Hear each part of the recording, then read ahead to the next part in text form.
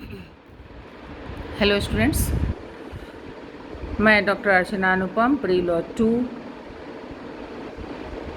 Sociology. Chapter is schedule tribes.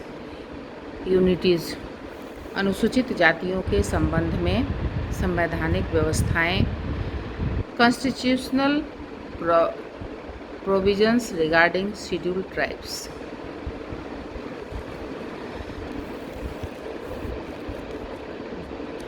अंग्रेजों के समय से ही भारत सरकार जनजातियों के सुधार के लिए प्रयत्नशील है और रही भी है।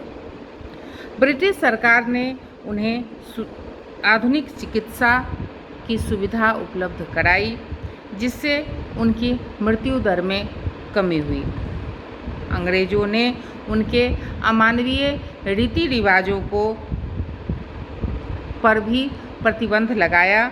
ब्रिटिश सरकार की नीति तुष्टीकरण की नीति थी। ब्रिटिश सरकार जनजातियों के उत्थान की अपेक्षा उन पर नियंत्रण में अधिक रुचि रखती थी, अतः उनकी नीति से लाभ की अपेक्षा हानियां ही उत्पन्न हुई। अंग्रेज सरकार की नीति नकारात्मक थी। वे तब भी कोई हस्तक्षेप नहीं करते जब तक कि कोई संकट पैदा न हो जाए। एंड नाउ संवैधानिक व्यवस्थाएं यानी कॉन्स्टिट्यूशनल प्रोविजंस।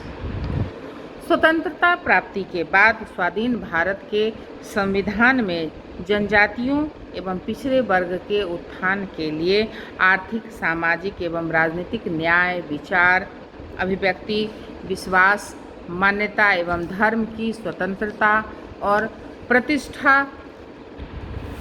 एवं अवसर की समानता का आश्वासन दिया गया।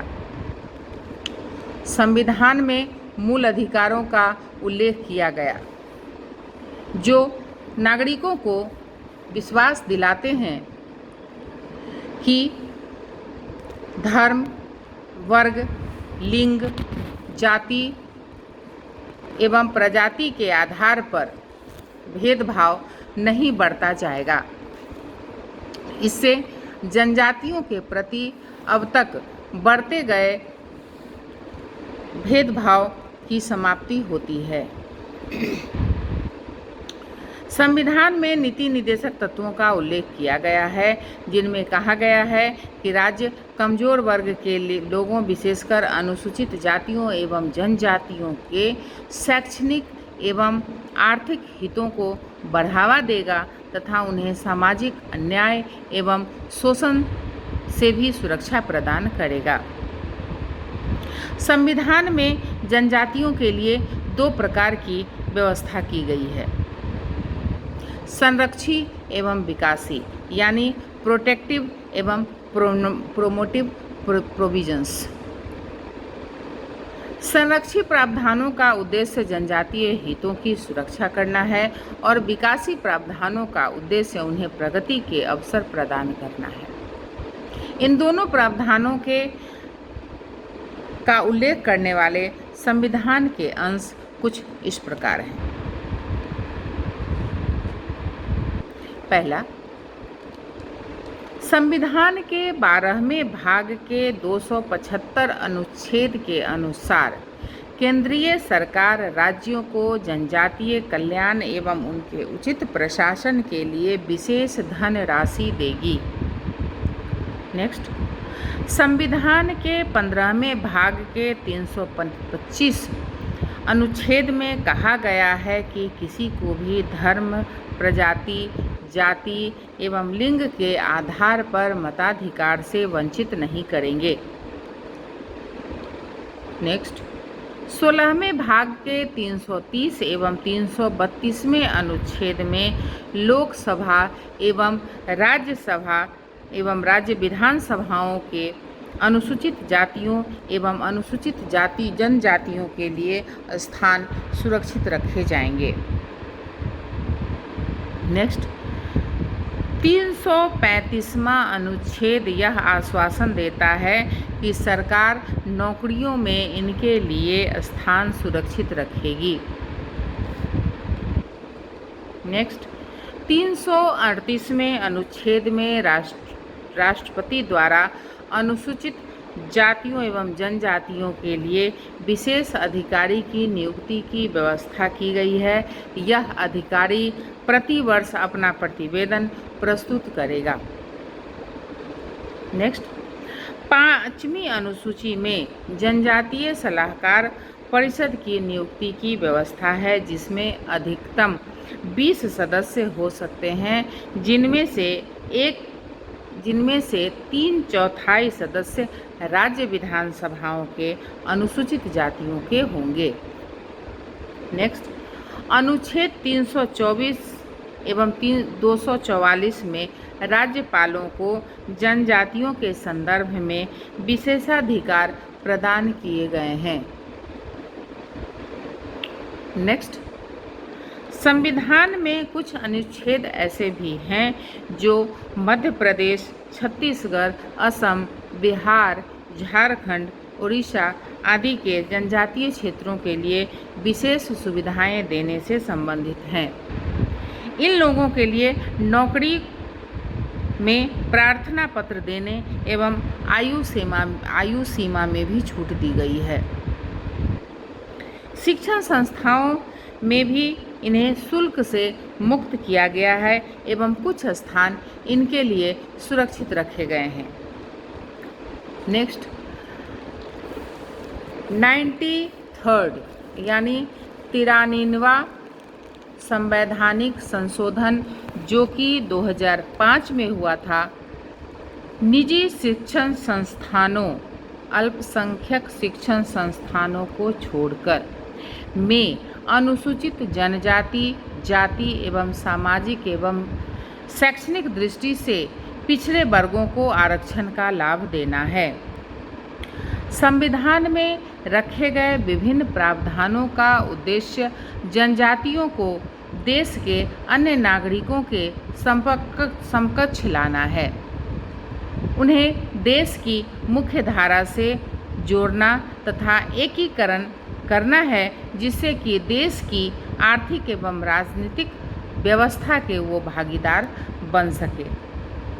पंडित नेहरू ने भी जनजातियों के विकास में काफ़ी रुचि रखते थे। वे नहीं चाहते थे कि उन पर कोई चीज़ थोपी जाए। उनका कहना था कि हमें उनकी कला एवं संस्कृति के विकास को बढ़ावा देना चाहिए, उनके भू अधिकारों का आदर करना चाहिए, उनमें स्वयं शासन करने की क्षमता एवं मानवीय चरित्र का विकास करना चाहिए। नेक्स्ट पॉइंट, प्रशासनिक व्यवस्था, एडमिनिस्ट्रेटिव अरेंजमेंट। आंध्र प्रदेश, बिहार, गुजरात, हिमाचल प्रदेश, मध्य प्रदेश, महाराष्ट्र, उड़ीसा और राजस्थान के कुछ क्षेत्र अनुच्छेद 224 और संविधान की 5वीं अनुसूची के अंतर्गत अनुसूचित किए गए हैं, यानी शेड्यूल्ड किए गए हैं। इन राज्यों के राज्यपाल प्रति वर्ष अनुसूचित क्षेत्रों की रिपोर्ट राष्ट्रपति को देते हैं। आसाम, मेघालय और मिजोरम का प्रशासन संविधान की 6ठी अनुसूची उपबंधों यानी प्रोविजंस के आधार पर किया जाता है। इस अनुसूची के अनुसार उन्हें स्वायत्त शासी यानी ऑटोनोमस जिलों में बांटा गया है।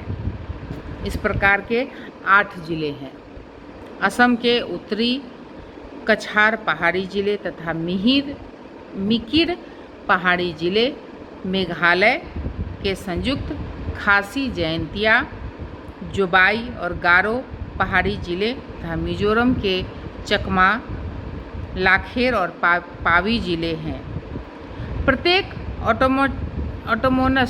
ऑटोनोमस जिले में एक जिला परिषद होती है, जिसमें 30 से अधिक सदस्य नहीं होते।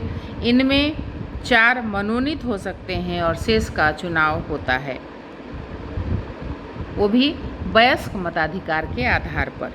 इस परिषद को कुछ प्रशासनिक, वैधानिक और न्यायिक अधिकार प्रदान किए गए हैं। नेक्स्ट पॉइंट इज कल्याणकारी एवं सलाहकार संस्थाएं, वेलफेयर एंड एडवाइजरी एजेंसीज। केंद्र सरकार के गृह मंत्रालय का यह दायित्व है कि वह अनुसूचित जातियों एवं जनजातियों के कल्याण के लिए योजनाएं बनाए तथा उन्हें क्रियान्वित करे। अगस्त 1978 1978 के संविधान के अनुच्छेद 348 के तहत अनुसूचित जातियों एवं जनजातियों के लिए एक कमीशन की स्थापना की गई है। इसका एक चेयरमैन और 4 सदस्य बनाए गए। यह कमीशन 1955 के नागरिक अधिकार अधिनियम सिविल राइट एक्ट 1955 के अंतर्गत संविधान में इन लोगों के सुरक्षा संबंधी किए गए प्रावधानों के बारे में जांच करता है और उपाय सुझाता है। भारत सरकार ने 1968, 71 तथा 73 में अनुसूचित जातियों एवं जनजातियों के संविधान में प्रदत्त सुरक्षा एवं उनके कल्याण की जांच के लिए 3 संसदीय समितियां भी नियुक्त की, जिनके सदस्यों का कार्यकाल 1 वर्ष रखा गया है। इस समिति में 30 सदस्य होते हैं, जिनमें से 2 लोकसभा और 10 राज्यसभा से लिए जाते हैं। राज्य सरकारों एवं केंद्र शासित क्षेत्रों में अनुसूचित जातियों एवं जनजातियों की देखरेख एवं कल्याणों के लिए अलग विभागों की स्थापना की गई है। प्रत्येक राज्य का अपना एक विशिष्ट प्रशासन का तरीका है।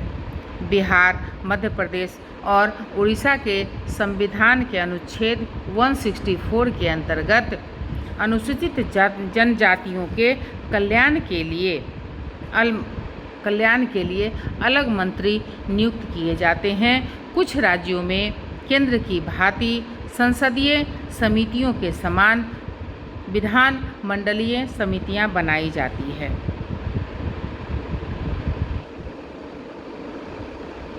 उम्मीद है ये वीडियो आपको समझ में आया होगा। इसके आगे कुछ 1-2 पॉइंट और बचे हुए हैं, जिसकी चर्चा मैं नेक्स्ट वीडियो में करती हूँ। Thank you.